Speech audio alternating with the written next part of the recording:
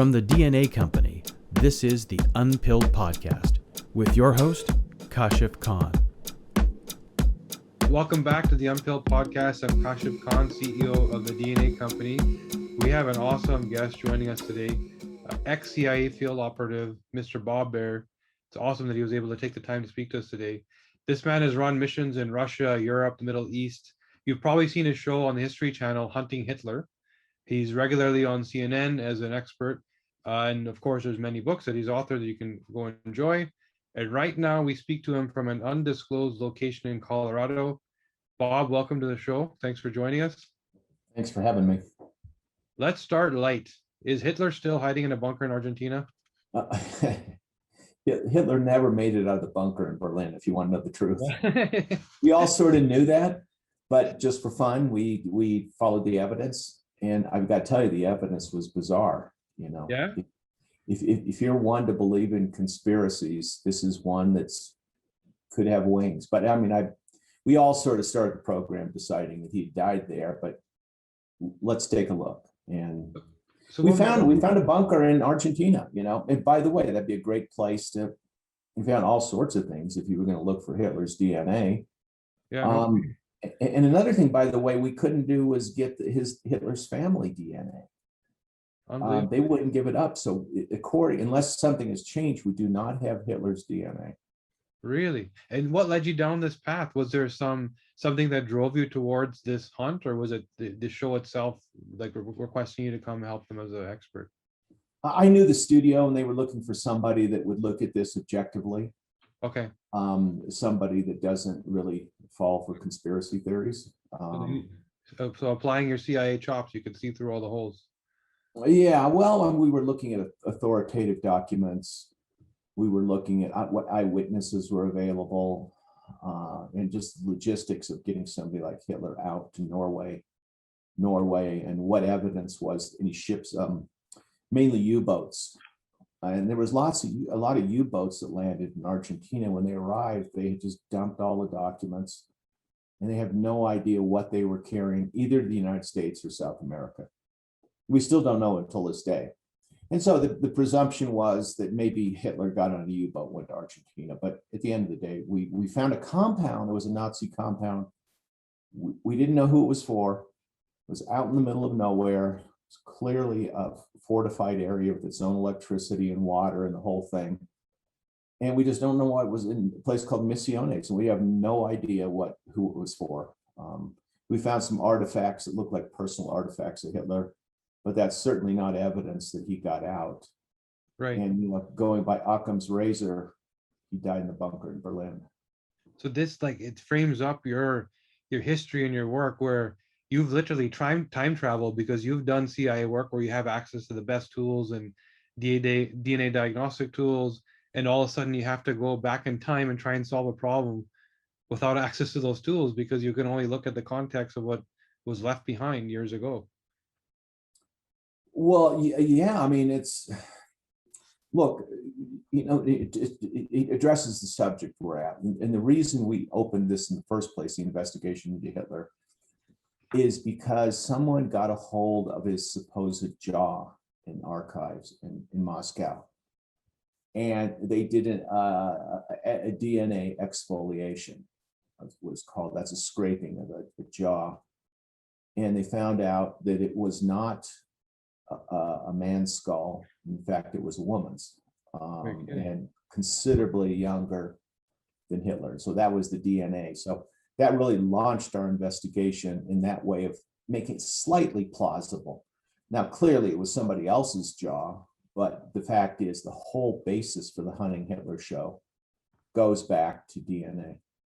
So it makes you think, until the technology was available, things that could have been planted, things that could have been, what parts of history that we believe to be true could actually be very different than what we know. Well, absolutely, because there's a French dentist that's come along and come up with other stuff, which I haven't really looked at since that program. But basically, DNA does, reinterprets history. Right. So if you fast forward into the work you've done more recently, like in Europe and Russia, and there's, everybody watches the movies and has some kind of vision in their head of how DNA is planted and how it's used to analyze and how we use it to develop. And to what extent is any of this actually true? I would assume that an agency as important as the CIA would apply technology like this, but to what degree, in your experience, was it actually used? Well, I mean, let me tell you, one of the problems when we didn't have DNA tests, for instance, was the hijacking of TW-847, which went all around the Mediterranean and then ends up in Beirut. And we knew that this pro-Iranian group had hijacked it, but we weren't quite sure who they were. But what we did manage to get off the plane is a fingerprint, which led to the indictment of one person in particular, which is the closest we came to evidence. Because what you have to remember that in a lot of terrorism cases, the eyewitnesses are inherently unreliable. And as we know from Guantanamo, interrogations are unreliable, especially when they involve torture. And human beings make up stories and they sell information. But once you get down to something like DNA, it changes the game, because off that airplane, we could have got all sorts of DNA of everybody involved. You could have got multiple indictments. If there had been any foreign officials on that plane, we could have, indicted the state. So, you fast forward and you're capturing bin Laden. I mean, the only reason we knew that was him is they got DNA samples for sure. Because you simply can't, take the testimony of people, the shooters in that house in Abbottabad, and say, well, was that, they're going to say, yeah, of course it was bin Laden. But once you have the DNA, it becomes forensic proof. And that's where outcomes are really, I mean, there's your core intellect, but you're limited by your toolkit, because there's things that augment your intelligence and your skill with what tools you have. And going back to what you said about, eyewitnesses, in the work that we do in genetics, we always try and take other layers of science and stack it on what we're doing to make sure that what we're doing is the best practice and is actually true. And we stumble across this sort of neurological phenomenon where memory and recall is actually reformed every time you recall. So when you have a memory, and you probably already know this, the next time you think about that thing, the way you thought about it becomes the memory. And you sort of It's change. brilliant. Yeah, I Isn't love that it. incredible? And the memory actually changes every time you dip into it. It's kind of like the more you use it, the more you lose it, because you don't actually I remember. love that. I didn't realize it was that serious. Yeah, it's actually, and this is where and this is why eyewitness accounts, when you feel like the guy's flaky or the guy, keeps changing his story, it literally to him is perceived as different, or her, right? Yeah. And that's a phenomenon of memory that we're just trying to unlock, and we're trying to understand the genetics of to what degree does that happen for various people. Yeah, combine that with quantum mechanics, and you God knows what happened in the past, unless you have some sort of evidence. But this, reminds me, I want to bring up is I worked for the Special Tribunal for Lebanon, and it was the assassination of the ex-prime minister in 2005, and there were no witnesses, zero. No one wanted to talk about it. Right. Anybody, the investigators were killed. But what we did find was, after 2 years, was a nose in the wreckage. It was just the end of a nose. And from multi-isotope analysis, we found out that the suicide bomber that killed the ex-prime minister was from the border on Yemen and Saudi Arabia, which just added to the complication. But that's the closest thing we had to evidence on this bomb, because the bomb was destroyed. There was no DNA to speak of except this nose and the multi-isotope analysis, but there was no record of it. But for the investigators, that's the closest it came to any sort of conclusion. But when you look at all the people in this country who've been convicted on eyewitness information, and it just, at the end of the day, and they get a hold of the DNA and they get into these legacy databases and they find out it's somebody, it's just hugely changing American justice. Yeah, massive shifts, because it's indisputable, right? It's black and white. And this is where we see, at least we hear of, agencies are looking to collaborate more with private industry and genetic testing companies, and where genetic testing companies believe they are in the business of selling data, mining it and allowing access to it and making it more intelligent seems to be a more important use of the data. And we've already seen evidence, I think it was about a year ago where 23andMe helped a murder being solved at somewhere in California, I believe. How Yeah, they the started. Golden State murderer. Yeah, he was Right. he was a cop that had been killing people. That's right. And from where did they start and how do they get back to actually identifying the killer? And this is where the more data we have, and then it leads to other questions that are more or moral and ethical questions. Do we require population mapping? Right? Do we become more secure because everybody's DNA is biobank somewhere? Well, look at it this way. If you're in a prison and you're on death row and you're about to be executed for a crime you didn't commit, wouldn't you like the DNA to all be out there to figure out really who had committed the crime? For sure. It's also a matter of justice and fairness. But the other thing that fascinates me is you combine DNA with multi-isotope analysis and cell phone records, metadata, and Right. you get a closer picture of reality than you would otherwise, than you would a sociologist or an anthropologist. You're quite relying amazing. on empirical data, and it's indisputable at that point. It's a fascinating study they did. I think it's Richard III they found, and he was like in a parking lot. They dug him up. They found his corpse, and they noticed that when they could tell us from multi-isotope analysis that his diet changed the day he became king. So he just went from eating bad food to very good food, fresh fruits and fresh vegetables and game and the rest of it. And they could mark it from the day of his coronation. His lifestyle improved. That's incredible. And we find that ourselves so there's this question of, is my DNA my outcome? It's kind of like things are in stone. Yes, your DNA can change. It is what it is. But the net result is what environment, nutrition, lifestyle load you put on it, meaning that your DNA will outline your capacity. Here's what you're wired for at the brain, at the heart, at the whatever system you want to look at. You could have the worst cardiovascular, genetics, but if there's no load, no stress, no bad food, etc., you're not getting sick. Unless it's something you're born with, a genetic condition. But in the same token, you could have the best and load it with the worst, and you may get sick. So this is where that load we see. And just speaking of going back to, you're talking about history, that load is what is your genetic legacy that is provided and inherited by the next generation. The stress you went through, the struggle, or the joy and the ease of life, those are the things that your genes believe your children need to have, and what they're going to deal with. And I'll use myself as an example. I have what's referred to as warrior genetics. My dopamine levels are so low that I hardly feel, and my COMT enzyme, which flushes the dopamine out to bring it back to normal, is so fast that while I'm even experiencing that sense of reward or pleasure, it's done before it even starts. And so that drives me to want to sort of achieve or seek reward. And so the lawyer letter in the mail doesn't really faze me. I just want to deal with it. So that happens. And why do we call it warrior genetics? It's because I inherited what my ancestors did.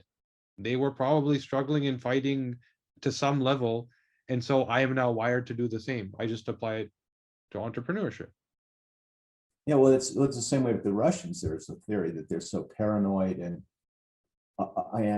paranoid of invasions that they react to it. It's something that's been inherited since the Mongol invasions, the Tartar invasions.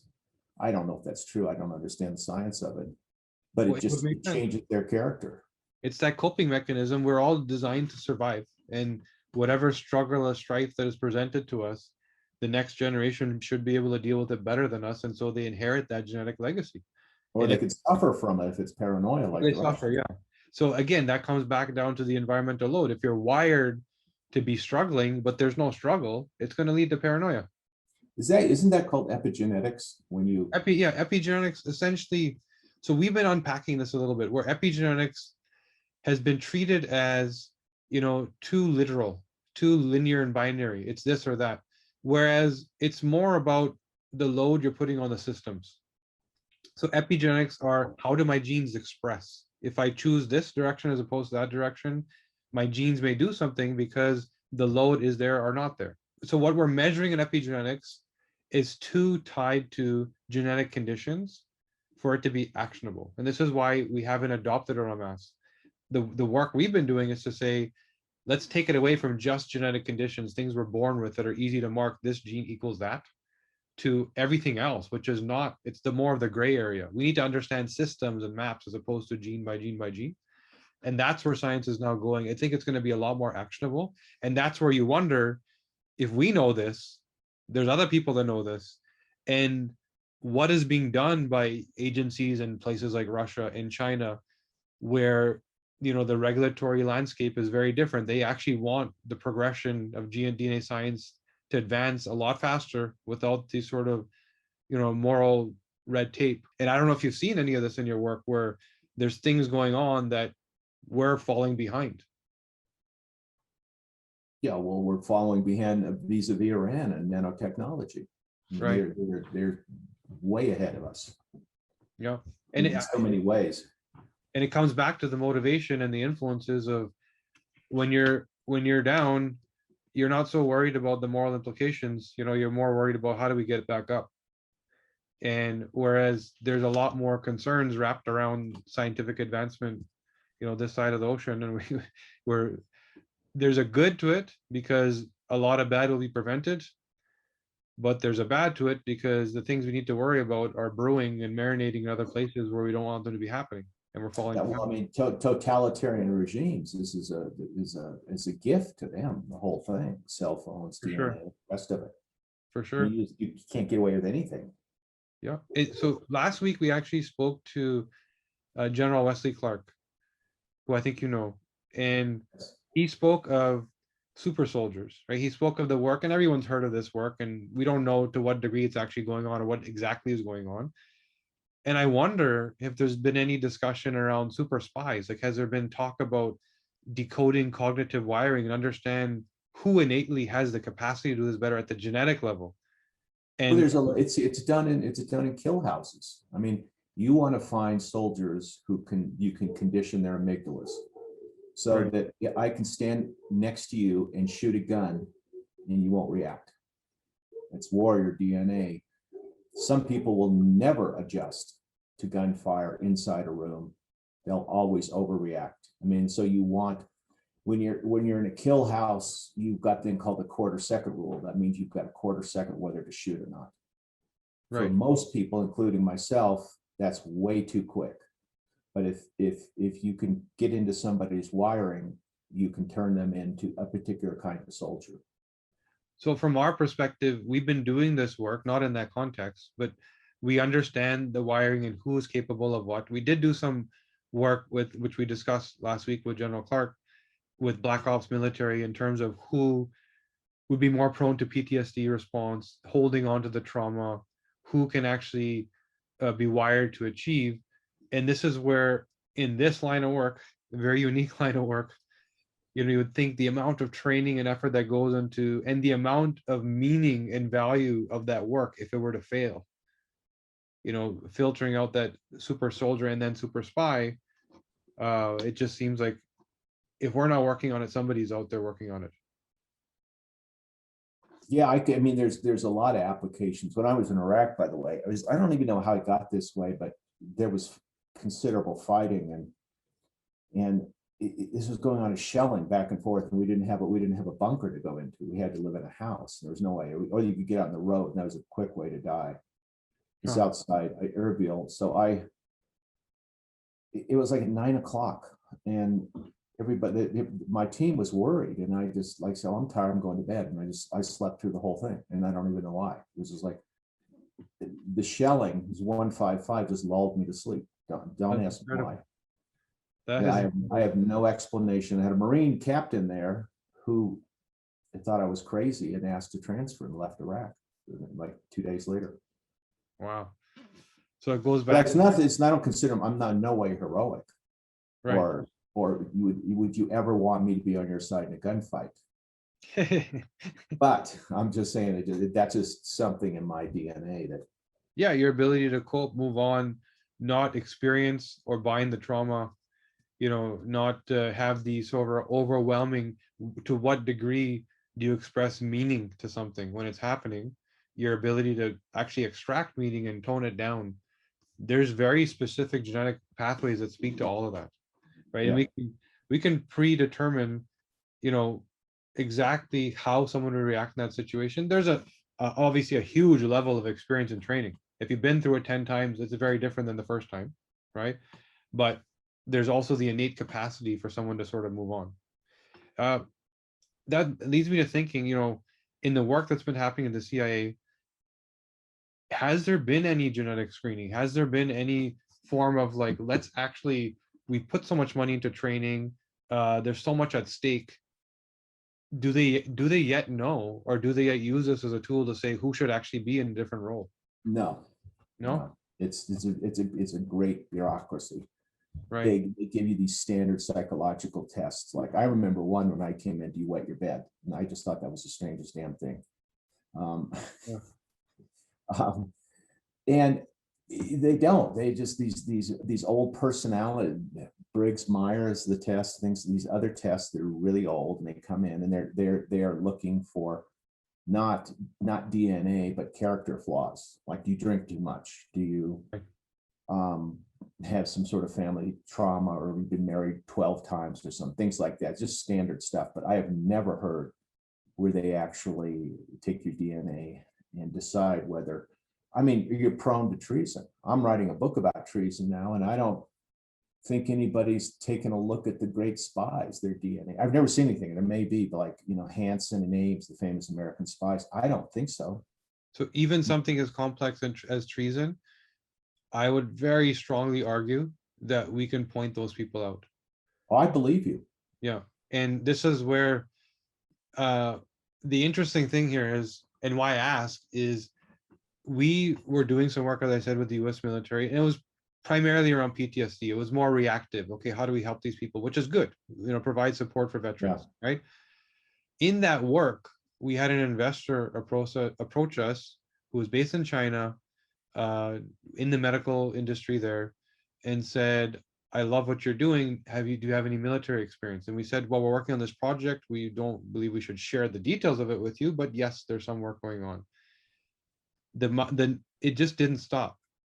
I'm going to bring you money. We're going to open a lab. There was Chinese military interest, and the momentum and effort and how quickly they were moving towards this. We didn't do the work, by the way. Our internal science team just didn't want to do it, right? But it just showed me, if, small company in Canada, the DNA company sitting here, and the second that there's notice of the ability to screen super soldiers and spies and put them in the right roles, a Chinese company sends us a letter saying, we want to give you $8 million to build a lab. It's probably already happening somewhere. Oh, I'm sure it is. Well, why don't you go to the FBI and say, Ames and Hansen are very famous here, and say, well, we'll tell you whether they were prone to it. Yeah, it's a good next step for us. I mean, as a business, if you think we should be doing that. Yeah, I think you should. I mean, yeah. Maybe they've done it for all I know, but I've never heard of it. Right. We've been highly clinical up until now. The work we've done with the military has been more around performance. It's been less about the screening, but I do believe if we know this is what's happening overseas, we better catch up soon. Yeah. And I always wonder about, in any military in the world, there's always about 5%, doesn't matter which country, of soldiers that some way turn to crime. Right. In the military, and they steal equipment or whatever, or war crimes. I wonder if you could figure out what that DNA is. So here's the funny thing about that number. So just earlier today, we were working on building some blog content for our website, literally just sitting with the writers and going over data. And when we found on the mood and behavior, the people on the extremes were in that 5% range. Meaning you have this chunk in the middle who are going to be more Zen, that are going to do what they do, and then there's this sort of chunk at the top, which is bigger than that 5%. It's nearer to 20-25, which is going to just sort of call it at executive level. They're going to excel, but they're going to go with the flow still. Then there's this 5%, the anomalies, who you could see were either going to overachieve meaning that, and overachieve doesn't necessarily mean positive, meaning that they're going to be opportunists in the various areas, whether it is treason, whether it is achievement, whether it is depression, the various possible outcomes. There was this kind of 5% number that we kept finding, which is funny because it directly correlates with what you're saying, that it doesn't matter where you look in the world. And we're based in Toronto. One of the reasons we very purposefully stationed ourselves here, it's one of the most multicultural cities in the world. And so our data pool is very diverse in terms of ethnicity, whereas most genetic testing companies are data pools based on white Western European males. Yeah. And not even Eastern European, just Western European. So we've focused on creating some more diversity in the data set, and we're finding some very interesting things where the exact same thing that means something good for the white Western European male is actually a death sentence for a Northern Chinese person, literally. For example, in cholesterolemia, certain diseases. So that's where we landed, that 5% of people are not going to go with the flow. You can't hold them back. They're going to do what they're going to do. And it's not necessarily positive or negative. It could be multiple things, but they're going to sort of stray from the pack and do their own thing. Some of them are good, some of them are bad. What happens if we ever get to the point with DNA, we can predict who's going to turn to crime and who's not? You jail them right away? So this is, I mean, we're looking at Minority Report now, right? Let's predict the crime. Yeah. And this is where you can predict how somebody deals with thinking, right? To what degree are they numb? But what are they going to do with it? Take me, for example. My dopamine, what we talked about, right? I don't feel, and it doesn't last long enough. But the outcomes are multiple. It doesn't necessarily mean achievement or reward seeking. It could have meant addiction, right? Instead of going down the reward path, I could have gone down the pleasure path and been an addict. Like in my family, there's many addicts. You would wonder why. They have the same genetics as me. Or depression, because I just never fed it. So what you can do is striate population into high probability. You can say that of the people, and it can even be retrospective, meaning let's go test 1,000 people that did this thing, and we'll show you the genomics of the mind and why they were able to do it so easily. Why were they able to make that decision, like you said, that quarter-second rule? What gave them that capacity? So that would be an interesting thing to do, to actually run a study retrospectively on a cohort of people that have done something, whether it's crime, theft, whatever.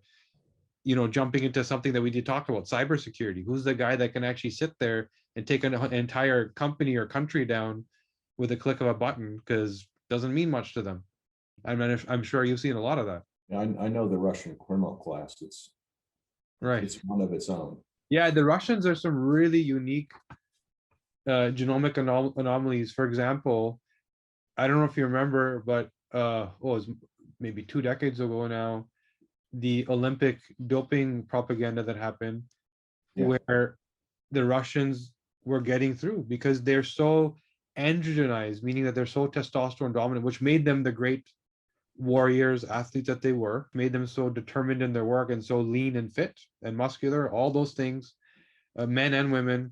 But it also allowed them to pass a doping test, right? They could literally take the juice and pass the test because of the genetics of their hormonal system. So we've literally mapped what is the DNA of that person that can pass a doping test with no issue. And so Russians have a lot of unique genetic sort of profiles like that you don't see in other populations. But nobody knows that more than you. I think this is just absolutely fascinating. Yeah. I had dental surgery, and I got a big jar of OxyContin, which has no effect on me. Right. I take the whole jar. It wouldn't give me a buzz or anything. I can't even comprehend that addiction, and I could see why some people might respond to it. Yeah. So for you, I mean, if I were just to look at what we call the phenotype, so your genes are your genotype. Here's your report. Here's your list of genes, right? That's what we found out. What does that manifest into? The shape of your head, how you behave, that's your phenotype, the expression of the genes. So we've done so much of meeting with people clinically one-on-one that just by looking at you, there's phenotypic inferences we can make that point to the genes. Genetic testing companies typically don't do this because they are genetic testing companies. We're a healthcare company. We have to try and help people, so we need a little bit of both. We need to be able to address not only here's your brain genes, but here's anxiety. How do we put the two of them together? So in that, the work that you do, I would assume, and you know what, let's take up the challenge. I'll send you a test and we'll look on this. Maybe we'll talk again. I would assume that your dopamine pathway is the exact opposite of mine. And you are like a binger, a deep diver, and you wouldn't ever get addicted to that unless it was piquing your interest, which it probably didn't. So for me, it would be instant. If it was that pleasure, that little touch of pleasure, I need more and more and more and more. For you, you're already experiencing pleasure and reward. You really need something powerful, impactful, which is I probably used to be a professional drinker, though, and basically don't drink anymore. Not because it was a conscious decision. I just stopped. I mean, when I was with the Russian army, we were drinking at one sitting a bottle of vodka each. and this is the difference between an addict, exactly what I'm describing. The person who has minimum dopamine, like me, is the addict. That person needs to do it every day on time, and it's going to be more and more and more until they kill themselves. The exact opposite of that is the person with the maximum dopamine expression, where they're not addicted to it. They don't need to do it, but when they do it, they're going to binge until they get lost in it. Because when they get that, and I don't know, just based on what you're saying, it sounds accurate, but that's it ties to your phenotype. When just speaking to you, you seem like a high dopamine expressor, which then ties to your drinking habit and what that looks like, which is I binge on it. And now it's books. I read. And now it's books, yeah. So addicted to books. That's all it is. And for me, I can't read. A book is too much. I need cold notes, right? Because my brain just won't do it. It's so wild, isn't it? Yeah, and it's awesome. So yeah, so we can do that. We'll get you tested and we can send me a test. It's like I get absolutely fascinated by this. Right. You can read that. History of Western philosophy. I see that. Yeah. Yeah, it's like most people would say, "My God, look at the size of that, written by a mathematician." I cannot. What's the matter with you? And why would you stay up late at night reading that? It's for excitement. The ability to do it starts with the fascination. Meaning, I could give you another book of the same size, but if you're not interested in it, you will procrastinate and procrastinate and procrastinate and never open it. But the fact that that thing piqued your interest and that dopamine hit went beyond normal, you will binge and finish the whole book. Yeah, and take notes and take notes and come back to it and apply it and then speak to it well. Promptly forget it 6 months later. That's a whole other problem. Yeah. So the series that you're working on with Hunting Hitler, we're taking a peek at the past, and what happened. But now I know you're not doing it anymore, but I think you left in and around the time, like the future, the current, that cybersecurity started to be one of our big problems, right? And I think, as I look, at least as a layman looking from the outside, that digital threat seems like it's the next threat. And it seems like it's going to be the place where we need to put resources. And it seems like it's a place where it's very easy for the people that we're worried about having access and being able to do what they need to do. I don't know how much of that you experience. I know it's been some time where you've been working, but it would have already been brewing. So, well, we mean, to go back to the Hariri assassination, the way we caught them is they had 8 burner phones, right, that they had bought in false names.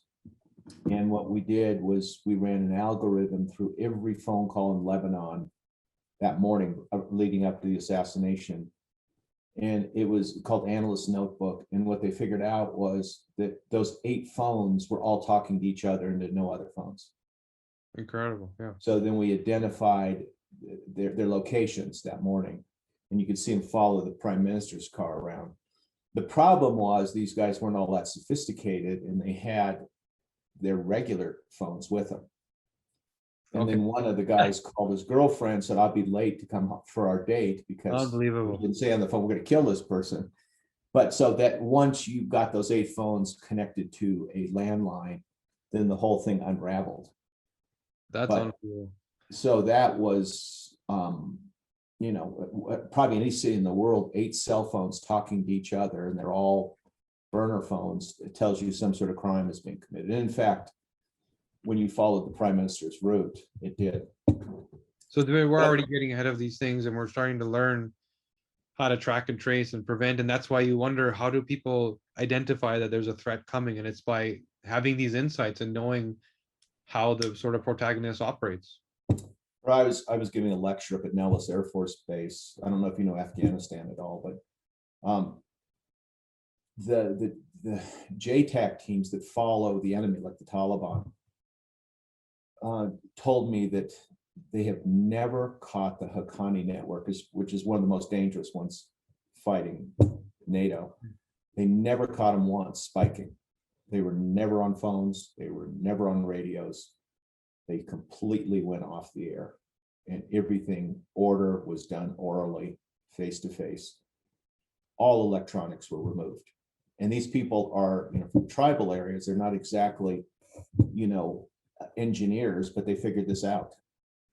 Incredible. They're just completely off the grid. Off the grid. Never, you can't find it. That's why Mullah Omar, the head of the Taliban, was living right next to an American base.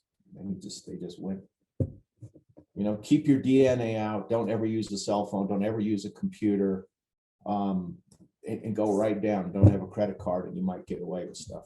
So it goes right back to what we said earlier. You're limited by your toolkit. If you're using the wrong toolkit for the job, you're not catching anybody. So no, this is an awesome conversation. I have to thank you for taking the time. I could go on for a long time because there's so much in your head that wows, just everything you say. I would love to have you back, and we'll do that. We'll scan your DNA. We'll see how you're wired and what you're all about, and maybe we'll talk about it again. I think just scan my whole family's DNA, then you'd really get scared because they're all crazy. Maybe we'll learn something. Who knows? So I would let everybody know that they should look out for the series Hunting Hitler. It's on Discovery Plus and History Channel. You've also read, you've also wrote tons of books which people can learn if they're fascinated by what we talked about today, which I'm sure they are. There's insights out there that they can read in your books. Thank you again, Bob, for joining us today. This was truly awesome. Great that you're able to make the time. Thank you so much. From the DNA Company, this has been the Unpilled Podcast with your host, Kashif Khan. Thanks for listening.